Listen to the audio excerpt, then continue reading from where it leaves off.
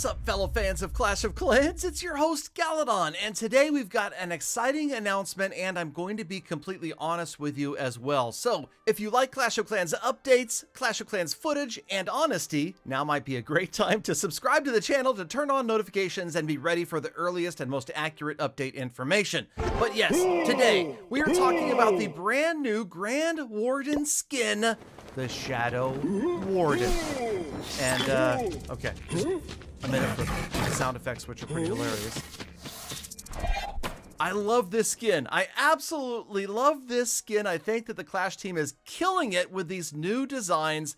I love the Eye of Sauron look. He looks so evil, and it's fantastic. I'm a big fan of the Shadow Warden, and I'll admit I'm not a huge fan of paying $10 for a skin, but just in case any of you are going to do it, do you mind going to the shop and clicking on that little C at the top right and entering Galadon as your creator code? I would appreciate it so much. I get about a 5% kickback if you do. It doesn't cost you anything, and half of the money I get from each month's creator code revenue goes directly to charity. So yes, I know everybody wants to hear updates and not skins that you have to pay for, but well, as long as we're already there, let's talk about more things you have to pay for, and that is the epic shadow scenery. Now, I love this scenery. I hate that you got to go out there and buy it, and, you know, it's just part of the whole mobile gaming thing. You're always going to see this. Companies, especially with more mature games, are going to need to find other ways to get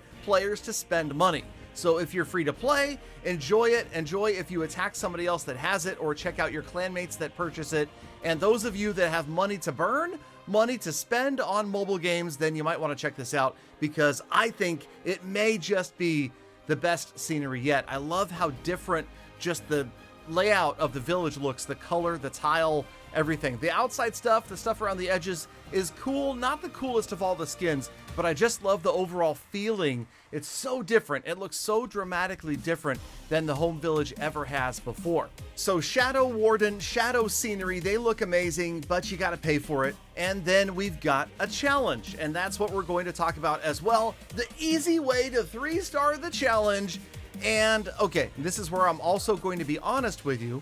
I'm not a big fan of this type of challenge. In fact, you may have noticed on the channel that I don't normally even cover these challenges where they're asking you to replicate a professional player's attack on a professionally designed base. And in all honesty, the reason I decided to attack and cover this one is because it was a ground attack with hog riders, and I love those type of attacks. I decided to accept the challenge, and yes, I eventually did copy MS Gaku's attack, and that's all you're asked to do.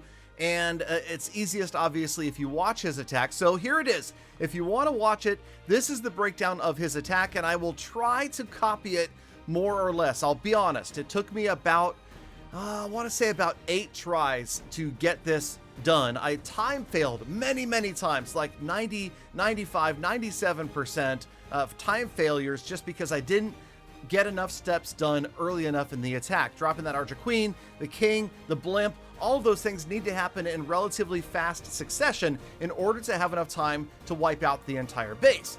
So here's the other thing, and I'm also just going to be crazy honest with you guys.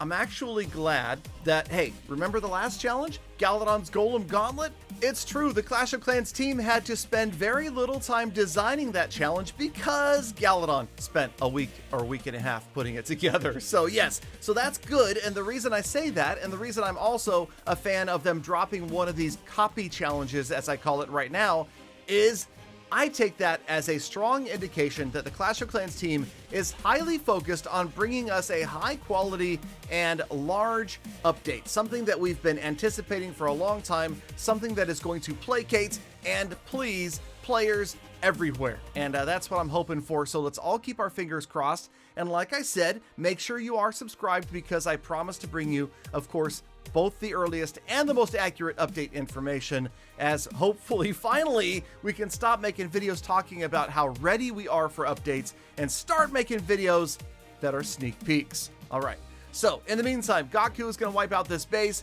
It was impressive. It was cool to see a mass hog rider, which is not a strategy that many players use at all. Sometimes when you see the ground, you see like a queen charge hybrid, that sort of thing, and he made it look easy. Now, he finishes with roughly 30 seconds remaining on the clock. And again, like I said, if you want to get this done easily, then you're going to need to focus on fast execution.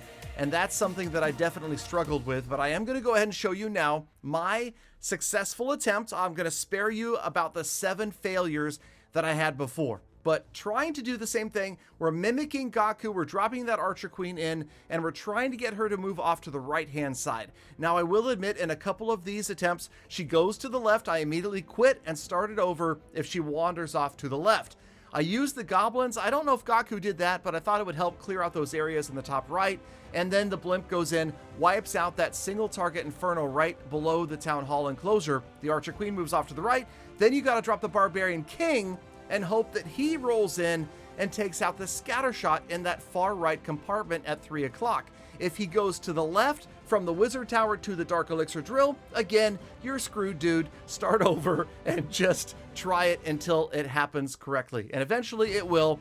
The Barbarian King rolls in because the Archer Queen had taken out the Dark Elixir Drill. He goes off to the right-hand side. He's going to wipe out that scatter shot. That is absolutely key. Then the Wall Breaker rolling into the Town Hall enclosure. That opens it up for the Archer Queen. At the top right, the Barbarian King and the balloons on the Archer Tower have wiped out that 3 o'clock area completely, so the Hog Riders can move in from closer to 12 o'clock as the Archer Queen deals with the Clan Castle and the Town Hall at the same time. So you've got the poison spell for the Lava Hound. Try to time that. That is not going to be easy either. Got to try to stay out of range of the single target Inferno. And then I drop in the Hog Riders. Okay, so that's, I mean, you know, it seems simple, but it's really not.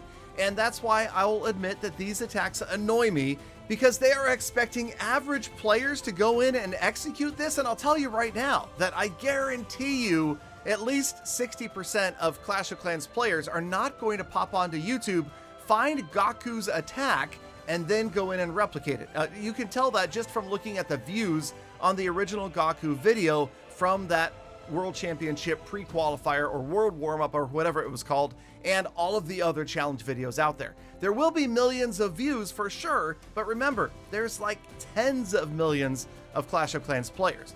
So yes, I think these challenges are probably too hard, but at the same time, I'm happy that the Clash team is focused on bringing content updates and not necessarily challenges. And then of course the skins, it's just all part of the marketing game. Obviously, they got to make their money somewhere because so many of you are free to play. They got to get those of us that are willing to pay everybody's salaries and marketing and all the other good stuff. So you can see this is finally going well. Again, it was about my 8th attempt. It got a little bit close, but here we are in the same region of the base, finishing up this attack as Gaku was. So yes, I do feel like this is going to be the best way to defeat this. There may be other ways to do it. Of course, there always are, but this worked out the best for me, and it only took about a 45-minute time investment, and we got our rewards. So enjoy it. Let me know what you guys think of the Shadow Scenery and the Shadow Warden skin. I think they're amazing, but they would be even more amazing if you could buy them with gems or get them without having to spend real world money. Thank you, Galadon, for watching all the way to the end of the episode. I love the fact that you guys stuck around. So get out there, make the best of the rest of your day, week, month, and year. Be kind to other people, animals, and the planet. And I will see you all back here again tomorrow for more Full Attacks.